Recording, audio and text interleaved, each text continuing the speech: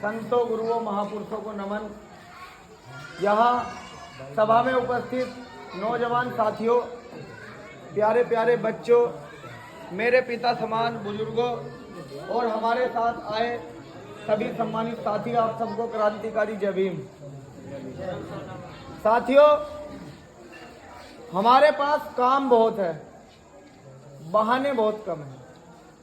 हम भीम आर्मी के लोग कभी ये बहाना नहीं बनाएंगे कि भाई हमारे लोग सरकार में नहीं है, हमारे लोग विधायक नहीं है, हमारे लोग पुलिस में नहीं है। जब भी हमारे समाज के ऊपर शोषण होगा, जब भी हमारे संतों, गुरुओं, महापुरुषों की तस्वीरें तोड़ी जाएगी, इनके मंदिरों को गिराया जाएगा, जब भी हमारे समाज के बुजुर्गों का अपमान होगा या हमारी बहन बेटियों की इज्जत आबरू के साथ खिलवाड़ किया जाएगा, तब भीम आर्मी का प्रत्येक कार्यकर्ता अपनी जान की बाजी लगा देगा। लेकिन ना सरकार से डरने का, ना उनकी गोलियों से, ना जेल से, ना पुलिस से। हम लोग बहाने बनाने नहीं जानते, हम लोग काम करना जानते हैं। पिछले 8 साल से लगातार इस देश की सड़कों पर समाज की लड़ाई को लड़ते हुए कभी झूठे मुकदमे झेलते हैं तो कभी जेल जाते हैं, कभी पुलिस की लाठियां खाते हैं। आगे भी ये संघर्ष चलता रहेगा। हमारे लोग चुनकर जाए या ना जाए, हमारे लोग विधायक बने या ना बने, लेकिन हम अपनी लड़ाई को निरंतर लड़ते रहेंगे, क्योंकि हमने बाबा साहब अंबेडकर के संघर्ष को देखा है। हमने सदगुरु रविदास महाराज के उस राज को पढ़ा है, उस राज की कल्पना की है जो सदगुरु रविदास महाराज कहते हैं कि ऐसा चाहूं राज में जहां मिले सबन को अन्न, छोट बड़े सब सम बसे रविदास रहे प्रसन्न। रविदास महाराज के उसी आंदोलन को आगे बढ़ाने के लिए सतगुरु स्वामी समनदास महाराज ने 11 साल की उम्र में अपना घर छोड़ दिया था और पूरा जीवन अपना इस समाज के लिए आंदोलन करते रहे, सत्संग करते रहे। एक टेंट के नीचे अपनी पूरी जिंदगी उन्होंने बिताई, समाज को जागरूक करते रहे, समाज को नशे से और मांस मछली से दूर रहने के बारे में बताते रहे।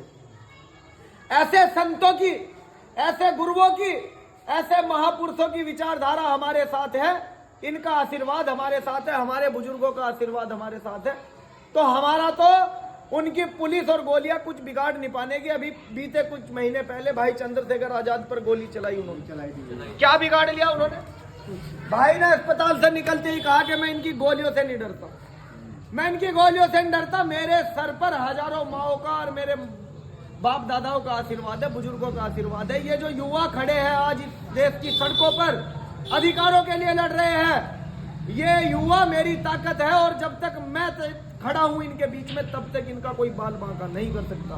हम भीम आर्मी के लोग इसलिए हर रोज अपनी जान को हथेली पर लेकर नीला कफन सर पे बांध के निकलते हैं कि हमारी बहनें सुरक्षित रहे, हमारे बाबा साहब द्वारा दिया गया संविधान सुरक्षित रहे, हमारे युवाओं का जो अपमान हुआ है उस अपमान का बदला हम ले सके।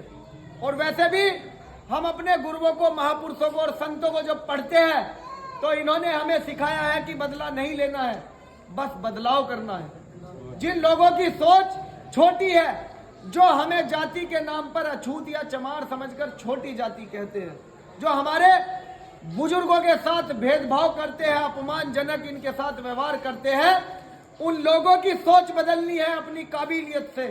क्योंकि सदगुरु रविदास महाराज पढ़े लिखे नहीं थे, लेकिन अपनी बुद्धि के बल से ब्राह्मणों के घाट पर जाकर उन्हें हराया, क्योंकि वो ज्ञानवान थे, वो बलशाली नहीं थे, उनके पास ज्ञान था और ज्ञान हर एक बल से ज्यादा ताकतवर होता है। ये बाबा साहब अंबेडकर ने दिखाया।